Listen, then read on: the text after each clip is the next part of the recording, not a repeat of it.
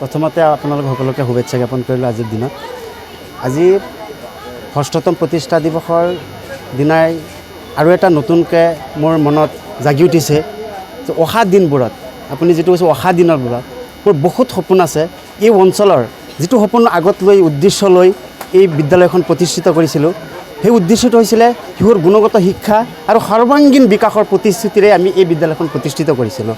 আৰু সেই উদ্দেশ্য আগত ৰাখি অহা দিনবোৰত যিখিনি ল'ৰা ছোৱালী বৰ্তমান আমাৰ ইয়াত পাঠদান কৰি আছে আৰু শিক্ষাৰ দিশত শৈক্ষিক দিশত সকলো ক্ষেত্ৰতে লগতে আমাৰ সাংস্কৃতিক দিশতো সকলো ক্ষেত্ৰতে আগবঢ়াই লৈ যোৱাৰ কাৰণে আমি অশেষ চেষ্টা কৰি আছোঁ আৰু এই চেষ্টা অব্যাহত থাকিবই।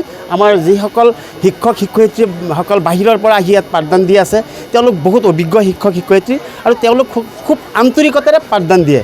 মই নিজে যিটো দেখি আছোঁ, মই যিহেতু অধ্যক্ষ হিচাপে মই গাইড কৰি আছোঁ তেওঁলোকক, আৰু মোৰ সেইটোৱে ভাল লাগিছে।